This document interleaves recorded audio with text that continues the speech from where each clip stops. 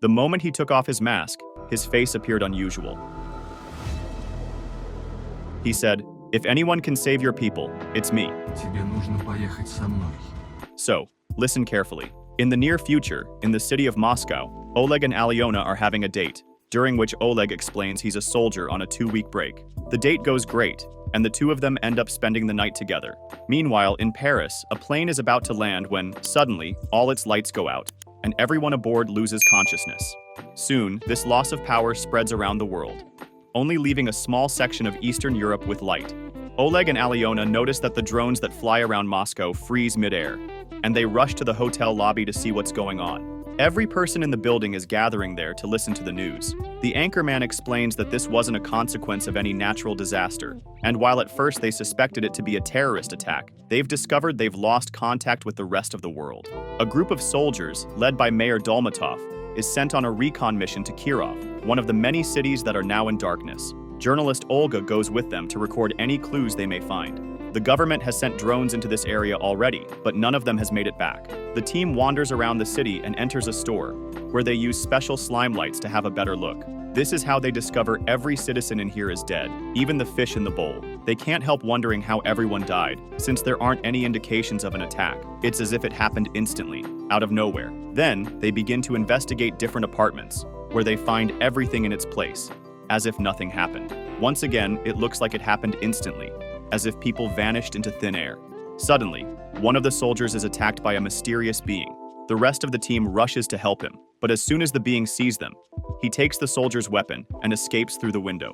The team immediately opens fire, but the being doesn't seem affected by bullets and runs away. They take the wounded soldier to their plane and ask him if he saw the face of his attacker, but it was dark, and the struggle made it impossible to notice anything. A month later, more than 100 million Russians are considered dead, and the government tries to ask the remaining population to stay calm. However, religious groups are gathering because they think the end of the world is coming. Meanwhile, Yura is one of the many civilians that receives a letter asking him to join the army. Yura lives with his mother, who suffers from Alzheimer's, and it pains him to leave her behind, but he joins the army anyway. When he leaves for the base, he notices the current state of the world, since just 1 month was enough for the streets to look post-apocalyptic. Yura ends up joining Oleg's team, which is informed of the current situation by Dolmatov and Colonel Marina. Every city in darkness is considered under quarantine, and the only existing power can be found in Moscow, parts of Belarus, Ukraine, and Finland. This area is known as the Circle of Life. Some recon teams have come back with bodies, and they've discovered they died from endogenous neurotoxins, which are chemicals produced by the human body. The new teams have 2 tasks: find clues for the scientists to understand the cause behind these neurotoxins, and go deeper into the quarantine zone to gather resources, because Moscow is running low. They need to be careful because they've already sent many teams, and most of them didn't come back, even if they had tanks to protect them. While everyone gets ready, more volunteers arrive, and Oleg is surprised to see Alyona among them. Suddenly, an alarm goes off, alerting of an incoming attack. Apparently, there's a group of huge enemies coming closer. Thus, the soldiers gather at the border between the base and the quarantine zone. At that moment, the power at the base goes out, so Dolmatov begins shooting flares for a clearer view. When the strange beings are close enough, the soldiers open fire. Some of these beings manage to reach the base anyway and begin attacking everyone in sight, causing Oleg to lose consciousness. The next morning, Oleg wakes up under the weight of a dead enemy. Yura notices he's still alive and asks for help moving the body. Now Oleg can see the strange being was actually a huge bear. In fact, there are dozens of bear bodies on the other side of the border, and nobody understands why they behaved like that. Olga is there too, recording everything for the news. Oleg is taken to the infirmary and is surprised to learn Alyona's a doctor. She takes care of his injuries, and when he feels pain, she comforts him with a kiss. Meanwhile, Marina and Dolmatov discuss the matters of sensors, a group of people that supposedly gained powers after the blackout. Marina explains they aren't like superheroes. Sensors can actually receive data in their minds, like radios receive signals.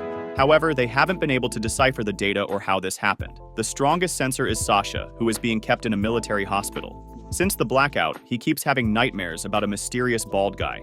Today, he's being visited by Zhenya, who says he was sent by someone named Id.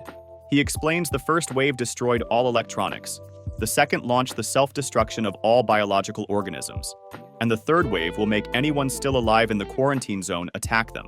There are millions of them, and their free will is gone. but they have time to stop it. Sasha doesn't want anything to do with this and calls for security, but the soldiers can't see Zhenya and tell the doctor that Sasha is hallucinating. The rest of the soldiers get ready for the mission. Yura ends up traveling with Olga, who asks him some questions for the camera. Yura admits he doesn't mind the current situation because it's given his life meaning, and it's better than being a taxi driver. When they make it to the quarantine zone, they discover the tanks destroyed on the ground and a chasm cutting through the buildings, implying the third wave has already begun. The footage of this destruction puts the remaining population in a state of panic, causing riots and an increased crime rate to take over the city. The government promises they're working on it, but people think their leaders are hiding something. The soldiers are divided into groups to cover more ground. Yura and Olga are in Group 7, and as they cross the woods, a flirting tension grows between them. When a recovered Oleg arrives, he joins Team 4, who investigates a small town. One of the soldiers opens a storage room, causing a bunch of metal bars to fall on top of him and hurt his leg. The team decides to rest inside a house until a doctor comes. The next morning, Alyona arrives and announces the soldier will have to return to Moscow with her if he doesn't want to lose his leg. Group 7 also spent the night inside an apartment, and while they're having breakfast, Yura notices something weird about a store. He checks Olga's recording and confirms the doors weren't opened when they arrived. Yura and a few soldiers enter the store and find evidence someone was there, so they decide to set up some traps. Then, they return to the apartment and wait for the traps to activate. This doesn't happen until night falls. Everyone gets ready to leave, but Yura asks Olga to stay inside and teaches her to use the flares to ask for help if they don't come back. Olga ends up disobeying Yura and follows the team anyway to record everything. Inside the store, they find a teenager who was wounded by the traps. They take him into the apartment and try to help him, but the boy reacts by stealing a knife and killing a soldier. The others immediately react by shooting him down. Meanwhile, Sasha goes to have some fresh air on the hospital roof and is suddenly startled by Id, the guy Zhenya told him about. Zhenya had only been a mental connection, but Id is actually here and wants Sasha to help. To convince him, he shows his face and reveals he isn't human. At that moment, Marina shows up with a bunch of soldiers pointing their weapons at Id, but suddenly they all turn their weapons on Marina. Id explains he used his mental powers to make the soldiers see her as Id and him as Marina, so she shouldn't try anything. He also swears he's on Marina's side and warns her that millions like him are coming to end humanity. When Marina asks what he is, Id says humans would consider him a god. Marina takes Id to her office to interrogate him. Id explains he was supposed to start an irradiation process when the moon was above the oceans. But he made a mistake. The moon was covering this section of Europe, so it protected it from radiation. That's how the circle of life happened. And everyone in the quarantine zone is only a mindless drone that will attack soon. Id's race needs Earth because their own star is about to die, and they want somewhere new with a sun to live in. Then, he reveals there was a wave 0 thousands of years ago. This wave was the human race, which is actually a bioweapon sent by the aliens to destroy the native population of planet Earth. It was the previous native people that built the pyramids and underwater cities because they had been much more developed. Humans are the perfect bioweapon because they're destroyers and colonizers, and they share a lot of DNA with Id's people, except they were stripped of any psychic abilities. The unplanned radiation is causing some people, like Sasha, to get them back. An army from Id's planet is arriving tomorrow, but Id's brother, Ra, is already here. Id doesn't agree with his methods and wants to find him, but the only one that knows the location is Sasha, thanks to his dreams.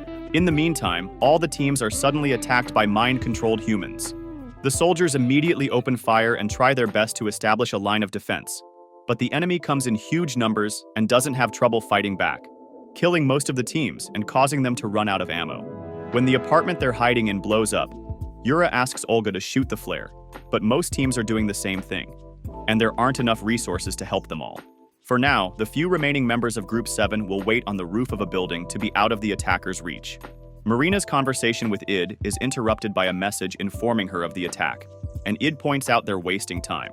The two of them, together with Zhenya and Sasha, fly to the base, and during the trip, Id explains he's immortal as long as nobody decides to kill him. When they make it to the base, Id puts Sasha in a trance, and he manages to draw Ra's location, which is a skyscraper in Kirov. Id wants to mobilize the remaining troops immediately, but when Dolmatov sees Id's appearance, he doesn't know if he can trust him. At that moment, a soldier announces Moscow is being attacked as well, and Marina convinces Dolmatov by pointing out Id is their only hope.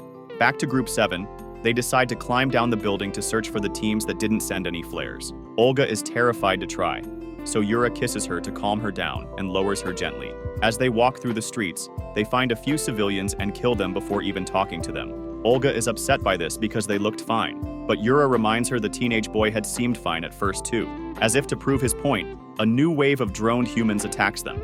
All the other soldiers die, but Yura manages to fight the attackers off, getting wounded in the process. They run to hide inside a garage, where they take care of Yura's injury and find a car with gas and keys to use to escape.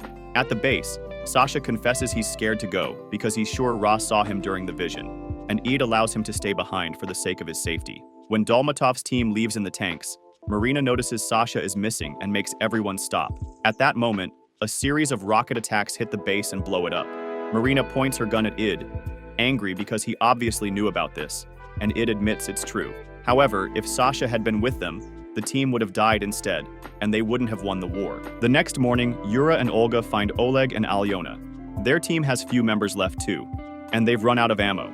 Fortunately, moments later, Dolmatov's team finds them and asks them to join the mission to kill Ra. Olga and Alyona will have to come along because there's no base to send them to. Hours later, the team arrives at Kirov.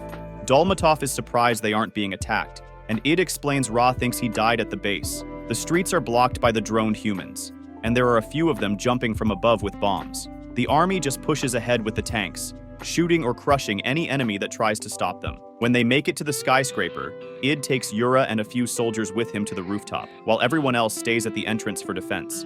The fight is absolutely vicious, and they don't know for how long they'll be able to keep up. So Oleg takes the civilians upstairs too. After killing any enemies inside, Id and the soldiers meet with Ra on the rooftop. Yura tries to attack him, but Ra simply pushes him away and leaves him hanging on the edge. Id attacks Ra next, and their fight is pretty even. But when Yura climbs back up and a huge explosion can be heard on the streets, Ra gets distracted, and Id takes the chance to attack him directly, removing a device from inside Ra's body. Yura immediately cuts in and puts a grenade in the resulting hole, finally killing Ra. Now, Id can use his powers to release all the controlled humans. He announces the next step is to kill the aliens arriving in the spaceship, since humans were made to kill after all. Zhenya doesn't understand why Id didn't warn them of all this before the blackout happened, and Alyona and Marina protest against the way Id is using humans. When Id says he's the god humans deserve, Zhenya attacks him with a knife, but Id uses his powers to make him kill Marina instead. Furious, Oleg tries to attack Id too, but Yura comes in his defense, pointing out Id is the only hope they have against the incoming invasion. A fight begins between Yura and Oleg, and when Olga notices Yura is beating Oleg up, she grabs a gun and shoots Yura to make him stop. Zhenya tries to kill Id again, but Id easily stops him. Oleg thinks about killing Yura and shoots at Id instead, yet bullets don't do anything. Id uses his powers to make Oleg see everyone as his father, causing him to hesitate. However, thanks to being a censor, Zhenya can find the real Id, and he jumps to bring him down with him. They both die as soon as they touch the ground. At that moment, a giant spaceship lands on a bunch of buildings. Oleg grabs the device Id took from Ra and leaves with the women after refusing to finish Yura off. After taking some weapons from fallen bodies, the trio enters the spaceship, which opened the door because it's waiting for Ra. Inside, there are hundreds of aliens sleeping in pods, and when Oleg presses the device, oxygen starts being transported to those pods. It seems Ra was supposed to wake them up, and the timer on the pods confirms they'll be ready soon. They try shooting at them and confirm it does kill them, but they don't have enough ammo or time to do them all. Olga notices the pipes carrying the oxygen are on the floor, and destroying one kills many aliens at the same time.